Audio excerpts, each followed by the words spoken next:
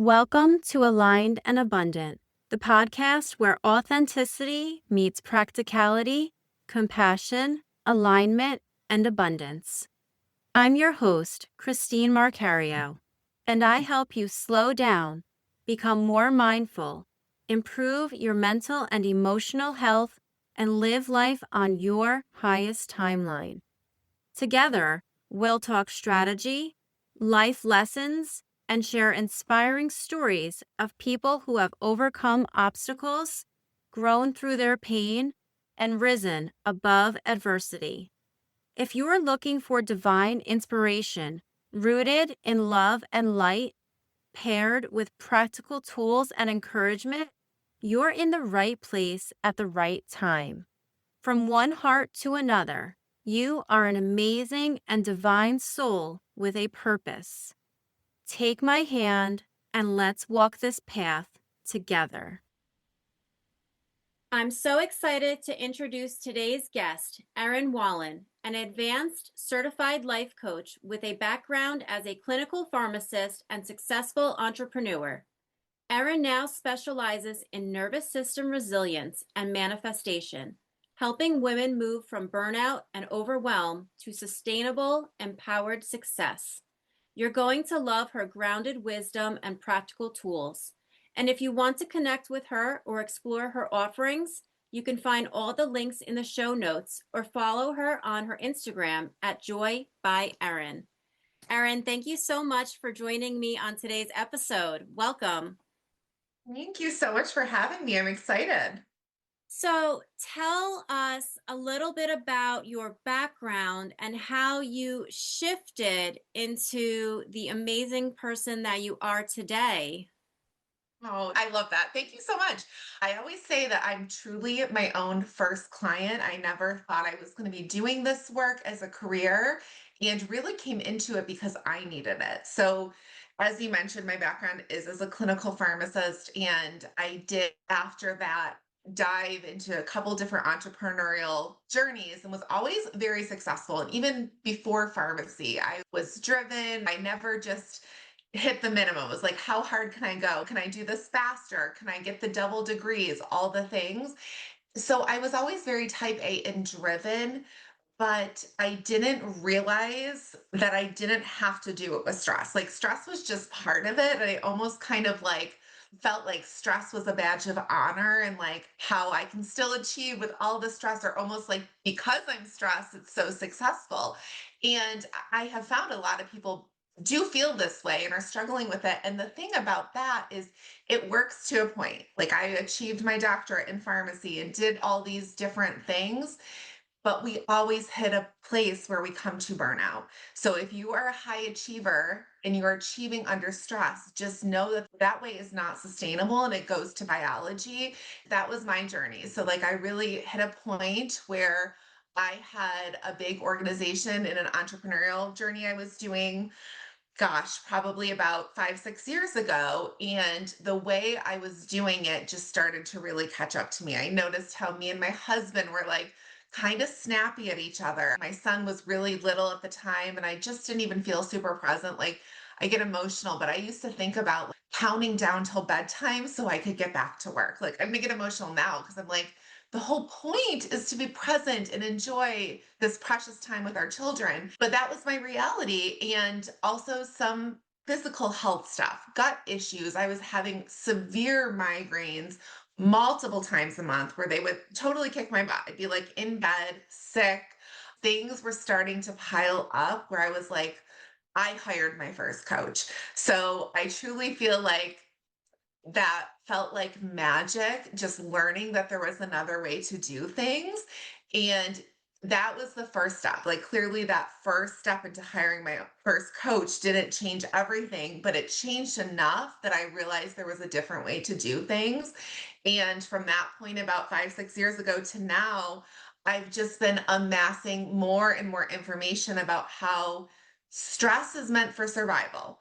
And while we can achieve with stress, we are never going to be in our peak performance zone if we are working under stress. So I have loved how I have been able to embody it, see the business growth while having a better relationship than ever with my husband and child, and helping other women do the same. Like you can truly have it all. And the secret is managing your stress and learning to shift out of that stress cycle that is so common for so many of us. I can totally relate to that because as a teacher of 19 years in a middle school classroom, the stress is nonstop. It's like you're managing 65 different bosses, your students, and you're trying to get to all of their needs while listening to rules and requirements from the administrators and your colleagues' demands. And it can just become a lot to the point where you kind of are on the hamster wheel and you're just going through every day in the best way that you can. And I have too felt that mom shame of, oh, when is it bedtime? Because I need to relax. I need quiet to regulate my nervous system. So I can totally understand the burnout rate can be overwhelming to the point where you kind of accept it as your normal and you don't know any different until you are on the other side of it. So I love that Absolutely. you went through that transformation and you were able to recognize that and do something about it. Yes.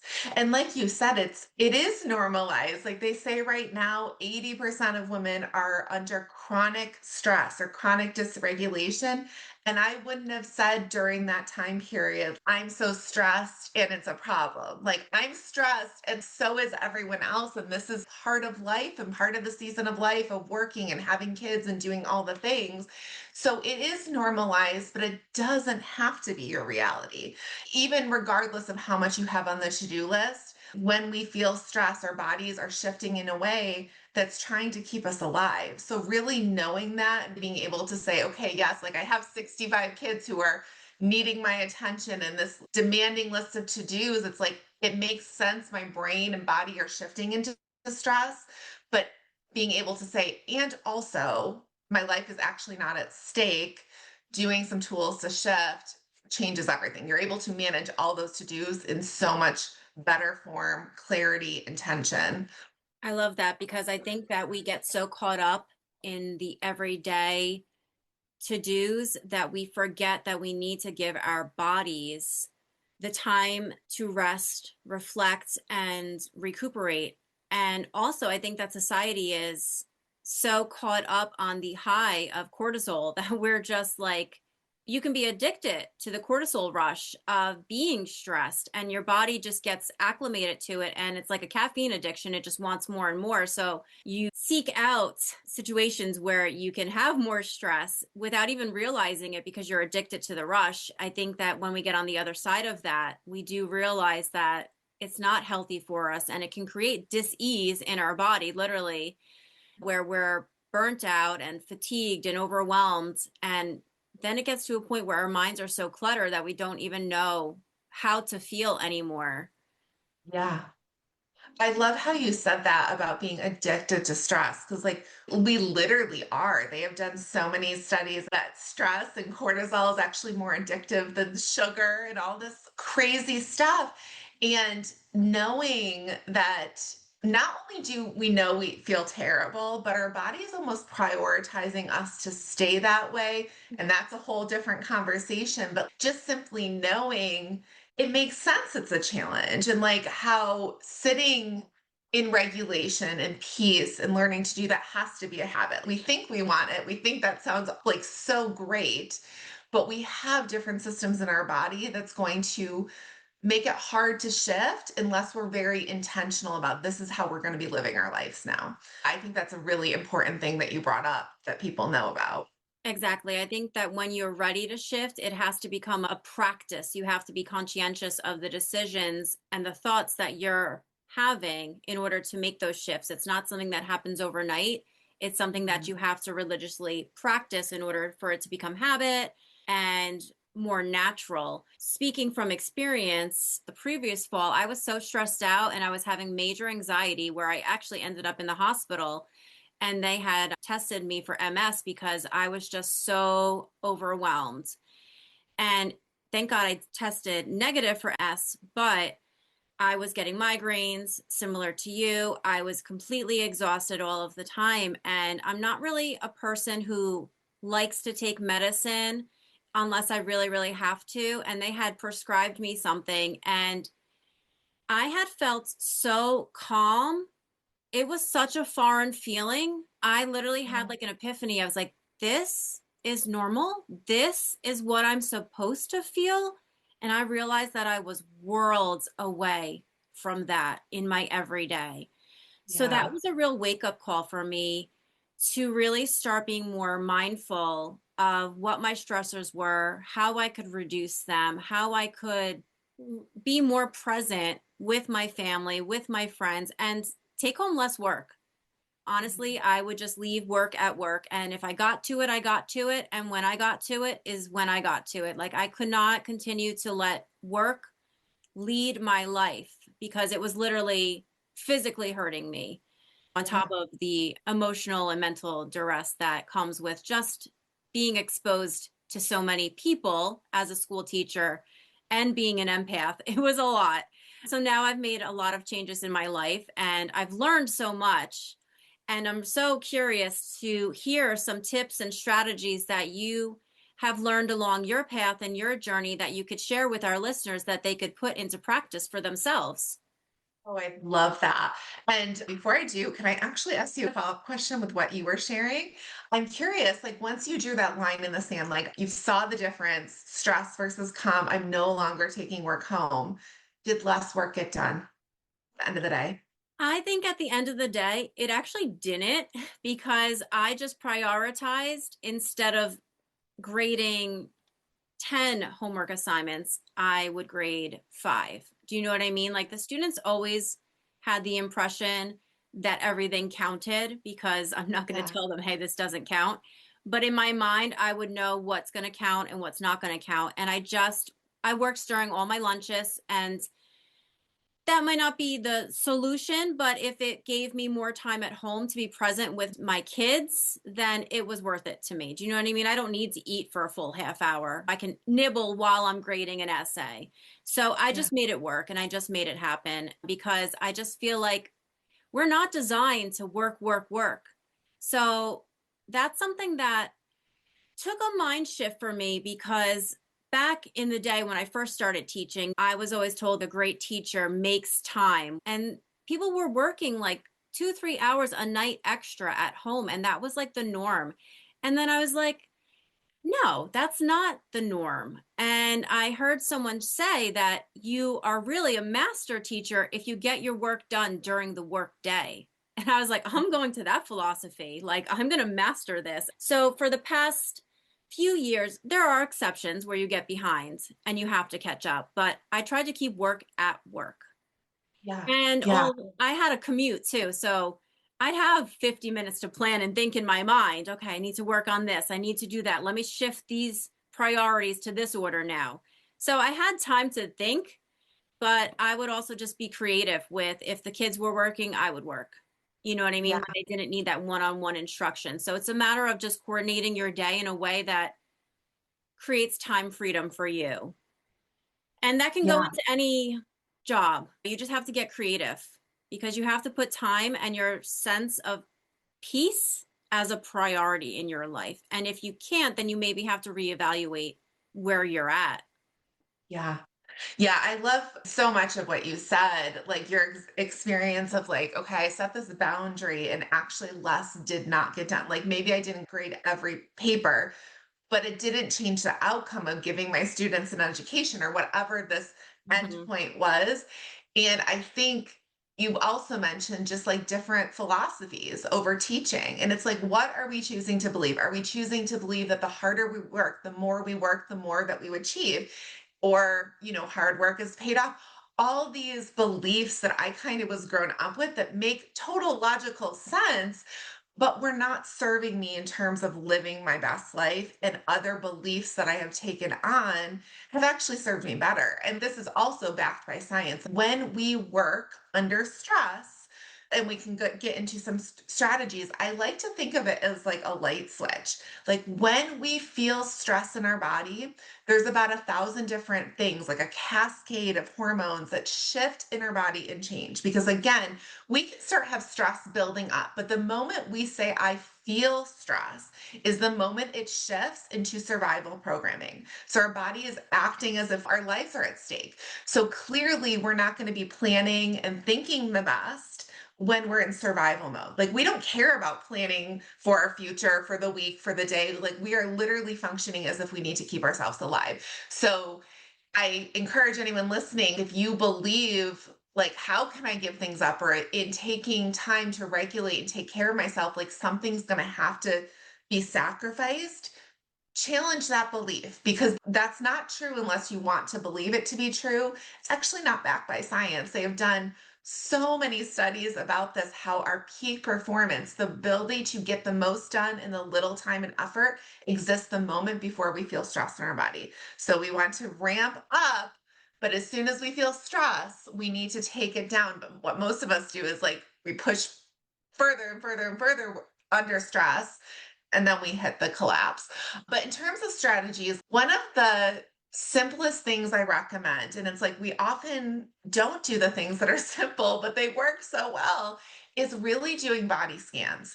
So, a fun fact is we can actually not feel stress in a relaxed body.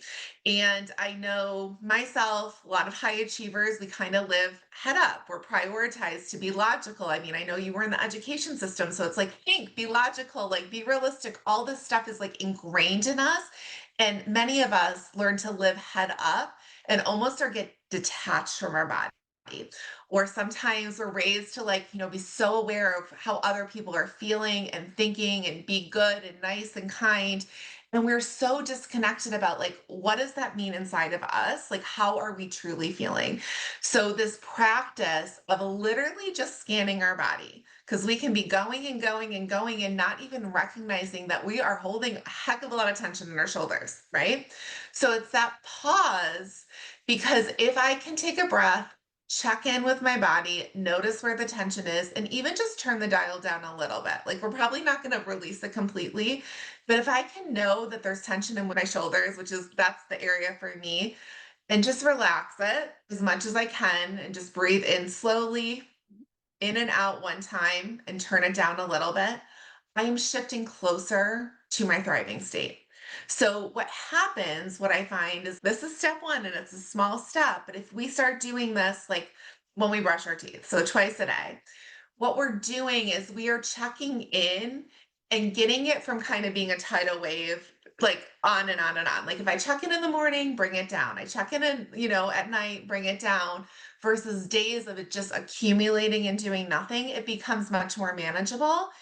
And like cortisol is addictive, being regulated is also addictive. So as we start building that pattern, our body is going to be craving more of it.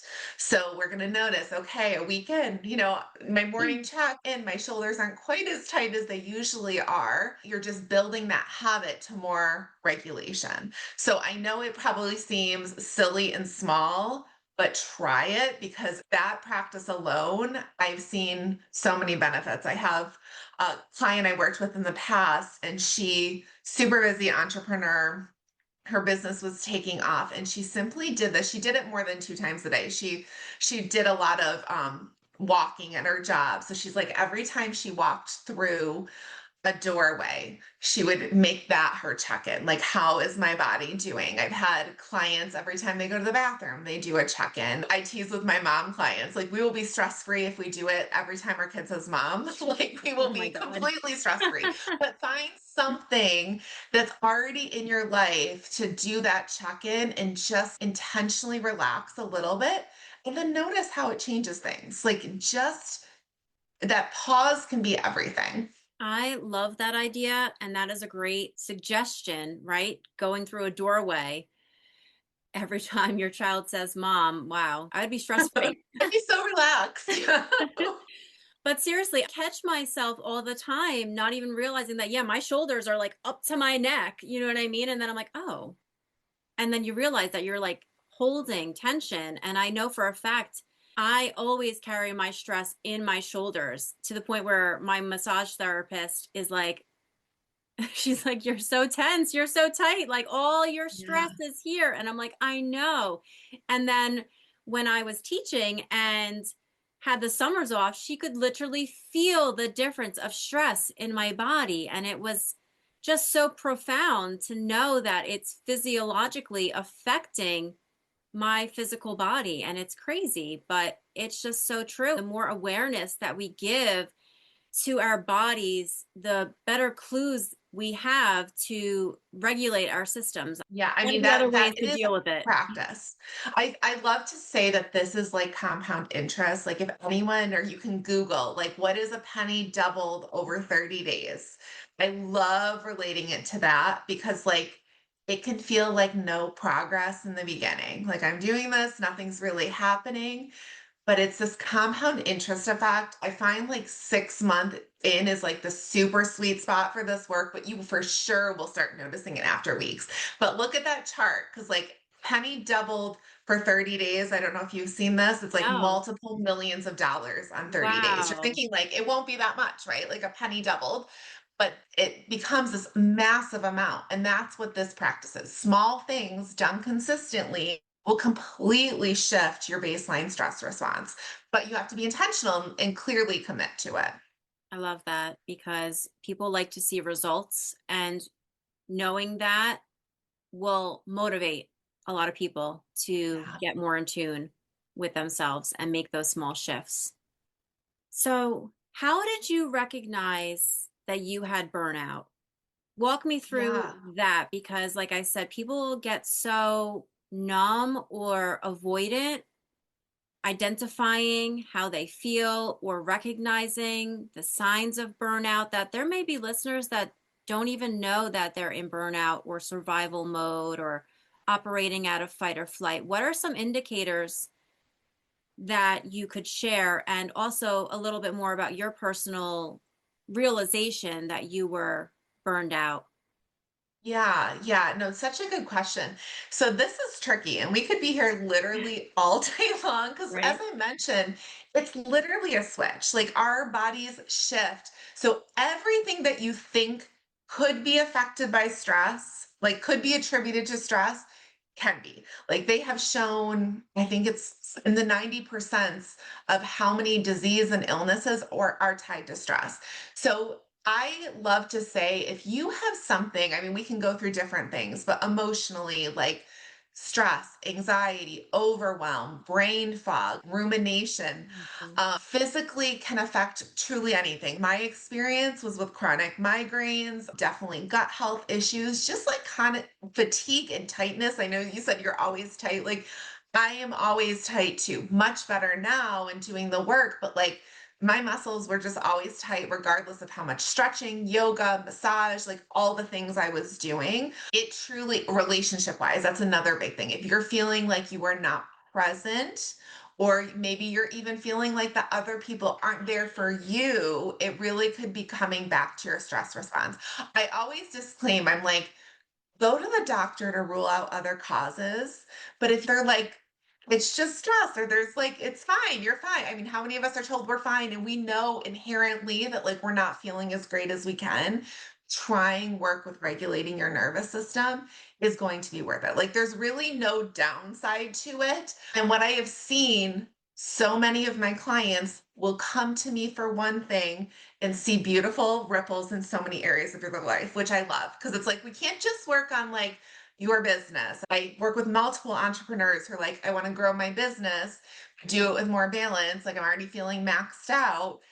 And then they're like, oh, me and my husband are like having such a better relationship. And like, I've attracted these great friendships and I'm feeling better than ever. I've had people lose like 20 pounds without even trying. Like it truly affects every area of your life. So I'm happy. I actually have a workshop I'm teaching next week, and I have a PDF I created about some signs and symptoms. So I'm happy to send that your way if they want the attachment.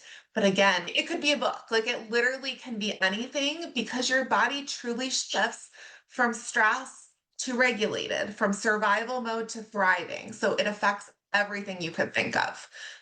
Anxiety can be such a triggering event, whether it's small and just your normal or something wild. Last summer, I was coming home from Florida and we had driven like the entire way. And then I'm not a fan of like closed spaces, so hence tunnels.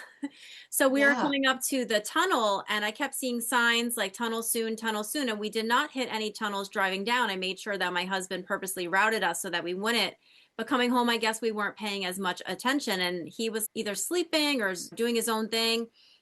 And I literally got so triggered that I pulled off the interstate into like a do not come in here roadway and I scared the crap out of my entire family and I was just like I can't do this and it literally set me off into a spell of anxiety for about 4 to 5 months.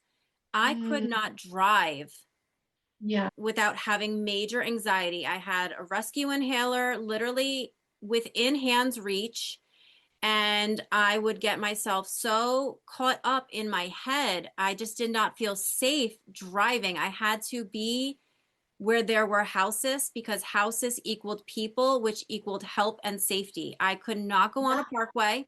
I could not go on a turnpike. And it was all because of this one incident. And it came out of nowhere. But I guess, Erin, did it come out of nowhere? Had it been already building up and then this was just a Yeah. triggering point? Like, I am so thankful that I worked through it. And that was a lot of reminding myself that I'm calm. I did some EFT tapping when I needed to and told myself that I was safe. And it took a long time to get over all of these issues. Yeah. So, Yeah. I don't know. So, I mean, that's such a good question, and it's so relatable. And like a couple things I can share is like you saying, did it come out of nowhere? Like what we can logically, consciously make sense of is about 3% of what's truly going on. So it's like it coming out of nowhere might be our logical brain doesn't understand where it's coming from, but there's always something like in our body. Things don't just come out of nowhere. And then even within our own lives of things that are memorized in our body that we don't have logical conscious memory of, there's a science of epigenetics too. So like there's things that can happen up to 7 generations in our past that are patterned into our DNA. And I love this so much because like with a background as a clinical pharmacist, when I first heard this, it was really like that seems like kind of woo woo like, and I'm like, and yet this is all backed by tons of science and data. So I actually have found it so interesting because, like, as I dive more into energy work, I'm like, why do people call any of this stuff woo when they can truly measure it in so many ways? But so that being said, it's like sometimes I think we do ourselves a disservice by saying, like, and I've done this so it doesn't make sense. Like, I'm overreacting. And it's like truly knowing that my logical brain doesn't need to understand what's going on. What I'm feeling is true. Like it's always true. Like we're not making this up. And then, second part is before we have thoughts, before we have feelings, before we have anxiety, our nervous systems are having a reaction. So, our nervous system colors everything that we experience in our life. And it is truly the first thing before we have any conscious awareness. And we can see our nervous system in action. Like I give the example of if you're walking and a car comes around really fast, you're not like, oh, I'm scared. Let me get out of the way. Your body just gets out of the way. So Right. that's your nervous system at play, reacting before anything else comes online. So your nervous system is having a response that's coloring how you're thinking and you're feeling. So there's something in your nervous system that, with that experience of the tunnel, triggered the anxiety, right? So two things. It's like we do have triggers. We do have stuff that can really send us from zero to very dysregulated very fast that we might know why and we might not know why. And we can still build a practice to increase our capacity to handle that without it taking 4 to 5 months to recover. And then we can have experiences that's like it's the straw that broke the camel's back, right? So it's like I'm not taking care of my stress. Like I'm so stressed. Or like this came out of quote unquote nowhere, but it's just that my stress was building, and I wasn't taking care of it. And it was the thing that just like tipped the scale Yeah. and sent me over. So again, nervous system work will never let you down because it's like it's going to increase your capacity. So you're not going to have the things like It's like the milk spills and we yell at our kid and it's like, it's not about the milk, right? It's about like, we were so stressed and overwhelmed. It was that thing that sent Yeah, us over. Also, for the triggers that we all usually inherently have, it just builds our capacity to still pause and be intentional and like be there for ourselves and create that safety when it's more challenging. I love that. And that makes sense. I would believe that it was just the straw that broke the camel's back. It was just, like you're in denial. You're like, Yeah. I'm good, I'm good. And then really you do a check in and you really listen to your body and you do the body scans and you're like, yeah, I'm not as good as I'm pretending to be or have convinced Yeah. myself that I am, you know? And then when we are dysregulated, because our nervous systems are, it's like lenses we put on. We see everything through the lens of danger. So, like how you were seeing that experience, this is dangerous. I need to be around people. It just could have been your nervous system having a response. Like, does that thing now, being in a different state, still trigger you? Yeah. It does. And I'm learning more and more too about how different energies from our ancestors and whatnot can stay in our DNA. That's something that Wow. has been brought to my attention recently. And I'm looking into that and researching that because I did think that, well, maybe this was a past life trauma that was unresolved and it happened to coincide with this same age and energetically it hadn't been released and let go of yet. There's lots of different things from a spiritual mindset that did cross my mind, but at the end of the day, I'm here in this life, in this body. So I definitely had to find and utilize the tools to help me have a normal life again because it was Yeah. crazy for a while Yeah. there. Yeah. Yeah. That makes sense. You also mentioned brain fog. Tell me a little bit about what brain fog is and how it can affect people.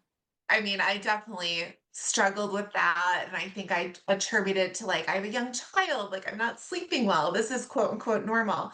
I think a lot of people our age can probably relate to feeling brain fog. And again, it goes back to your nervous system because, like, if we are thinking our lives are at stake, we don't not need clarity and focus, right? All your executive function skills are functions of your prefrontal cortex, the front part of your brain, your most advanced part of your brain.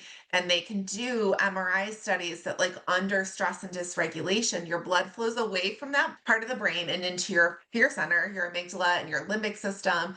And so it's just, again, it goes back to the science. So, really, just noticing, like, am I feeling brain fog? It can be attributed to many different things, but I will say learning to regulate is going to be a factor that's going to benefit you, right? Like, it might not be the whole thing, and it can be a whole host of things, but that's another thing I do talk about because our nervous systems are constantly looking within us, outside of us in our environment, and between people. So if we are not supporting ourselves in these ways, there's no way we can access a regulated state. So I actually do have a freebie that I send out with my stress quiz, but it goes over those 5 things inside of us that we can make sure we're doing. So one of them is like our nourishment. Like, how are we feeding our bodies? If we're eating processed foods, if we're not sleeping, all these things are like our bodies clearly don't feel safe because we're not doing the things to help ourselves. So again, regulation will help. Part of regulation is like our nourishment and our treatment of our body. It's so holistic. Yes, you really do have to take care of all aspects of your body in order to feel fully functioning. Yeah. You mentioned relationships. So Hmm. tell me how we can recognize when we maybe need to establish some boundaries. Like what could be some cues in our body, in our nervous system that might be telling us, hey, maybe put up some boundaries around this relationship or Yeah. in our exchanges with a particular person. So good.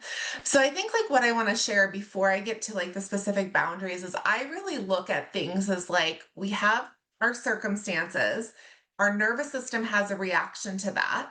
Whatever nervous system is either like saying safety or danger, it's going to color what we think, How we think colors how we feel directs all our behavior. So how we feel can direct the boundaries we set.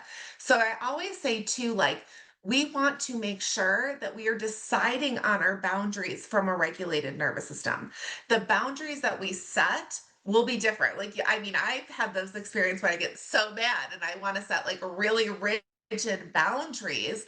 But when I'm regulated is when I am whole. It's coming from like my truest self, and those boundaries might look completely differently. So, boundaries are important, but I almost look at like using first where I'm thinking I need boundaries as an indication of where my nervous system is. So Mm. I don't look at like, okay, this relationship is not going well, let's go right to the boundaries. It's like, okay, because I'm feeling like maybe I'm people pleasing, like I keep giving more than I'm receiving. It's like, is that an indication that I'm coming from a dysregulated state myself? And we can only answer this for yourself because we're all so different. Our nervous systems are all unique, like a fingerprint. But I know for me, being a recovering people pleaser, I would always be in that state of feeling like I was overgiving. And it came from a place of me wanting to be seen and valued because I was not doing a good job of that for myself. So, really recognizing that, like, yes, there's a place for boundaries, but like, first, that's the awareness piece. Where am I feeling like I need boundaries and why? Like, why am I not giving that to myself? If I can then start to regulate myself a little bit more, like, what do I want to do with this specific relationship? I And love we that. do need boundaries in place, like as we're shifting and growing, like the boundaries sometimes, like we're in more vulnerable places as we're changing. So boundaries make so much sense, but also just we want to set them from love for ourselves and just being like at that complete regulated place. And we don't need to be there all the time, but it's like having a micro moment there so we have that clarity and then just committing to act from that regulated place in us.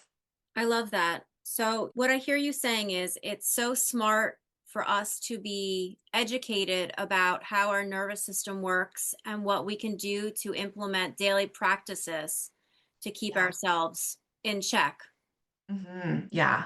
I will share in the show notes, you have a quiz about your stress levels, right?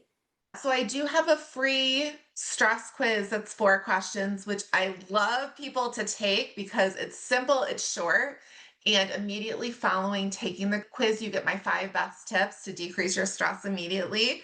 And I have seen so many times people start implementing those tips, which most of them are free and very little time investment.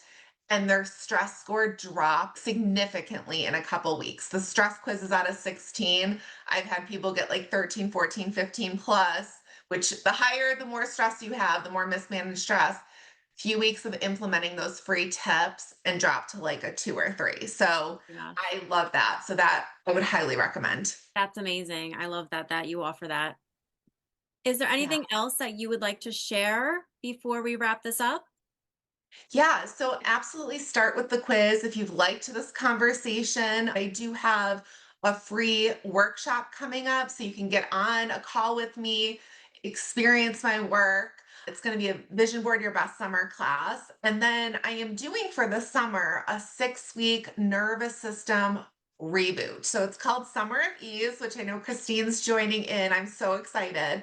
And this class is really going to be a taste of how to recognize your nervous system state. So, I talked about stress versus dysregulation, but dysregulation can have 2 flavors. So, we can go into one of like hyperactivity and one of not enough. And like you might have recognized this as like, I am just working past my stress all day and then I collapse at night.